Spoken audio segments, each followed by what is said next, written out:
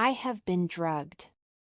My husband, Xue Luo'an, a blind man who usually relies on me for support when walking, now pressed me down on the bed, his entire weight bearing down on me, as he calmly announced. 1. What? What drug?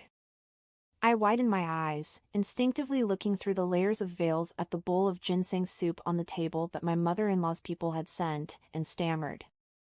He raised an eyebrow but remained silent, his pitch-black eyes fixed on me, deep and intense. My heart trembled suddenly. He couldn't see, right? Why did that gaze seem like he was about to devour someone? What drug? After a while, he half closed his eyes, playfully savoring the words, then suddenly let out a meaningful chuckle. It dawned on me that I had said something foolish. Just as I was about to say something, a hand moved down to my waist, calmly undoing my belt. I almost screamed, my body tensing up, my brain buzzing. In a trance, I heard Xue Luo'an's low, husky voice whispering in my ear. We've been married for a year, yet we haven't consummated our marriage. Since the day you married into the family, my mother has been hinting, overtly and covertly, about wanting a grandchild. So, what kind of drug is this? Perhaps due to the overwhelming effects of the drug, his chest felt as hot as a burning iron, along with the steady yet powerful heartbeat, transmitted through the thin fabric. I bit my lip tightly, unconsciously turning my face away. Something in my heart seemed to slowly relax and dissolve. We had been married for so long, and we had never been this intimate before. 2. In the past year, we treated each other with respect and courtesy, no longer as antagonistic as before, but also not as close as an ordinary couple. Although we were married, we were more like strangers than strangers themselves. I still remember sitting alone in our bridal chamber on our wedding night until the candles burned out, and he didn't come to unveil me. What I got instead was a message the next day that he had urgent official business to attend to and would be sleeping in the study for the next few days, asking me not to wait. It was impossible not to feel disappointed at that moment.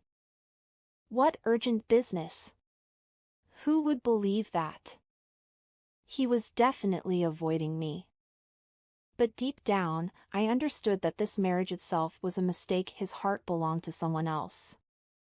A few days after the wedding night, I finally saw Xue Luo'an on the day of his return. He accompanied me to the door, a person usually proud and arrogant, but now his eyes were blind. However, he displayed a full day of courtesy. This determined and persistent quality moved my parents to tears of joy. They openly suggested that I should give him a child within a year. I blushed awkwardly, not knowing where to put my hands and feet, but couldn't help but look up to see his reaction. He was also surprised, then smiled lightly and said, "I will do my best, father-in-law." Well, my face got even redder. But then, for a whole year, he would rather sleep alone in the study than share the same room with me. As a virtuous wife, I pretended to be calm. Pretending my foot. What kind of urgent business required a whole year? Did his mother suddenly decide to let him learn from Great Yu to control the flood? Why not learn something useful like visiting your wife's room 3 times? I, Xie Jinzhao, am the #1 beauty in the capital. My eyebrows are like the moon, my face like a hibiscus, my waist slender as a willow, and my skin as fair as snow. Every inch of me is a treasure. A dream come true for 900 million young men in the capital. When my mood calmed down, I thought it was fortunate. Anyway, we didn't get along, being bound together was purely out of necessity. It's better this way. But why was there such a strong and inexplicable bitterness in my heart? Xie Jinzhao. Xue Luo'an's hoarse voice forcefully entered my ears, and Xue Luo'an's fingers suddenly pinched my chin, saying in a slow and cold tone, "At this moment, Who are you thinking about? I suddenly came to my senses, forced to meet his gaze. In the dim light, his indifferent face showed a hint of anger. Suddenly his momentum sank, and he squeezed out a few words from between his teeth. Lindsay Xuan? After a year, hearing this name again, I felt a bit dazed, but it was only for a moment. I looked at him, seeing the anger on his face, and a surge of anger surged in me. Clearly, he had been avoiding me all year, and it was he, Xue Luo'an, who couldn't let go of someone else. Yet, he had the audacity to question why I couldn't forget Lindsay Xuan? Damn shameless! He leaned in a bit.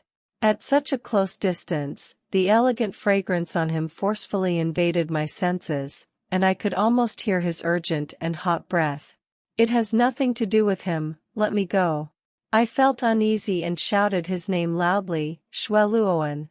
He paused, but his hot breath still kissed down. Calling my mother's name at this time won't help.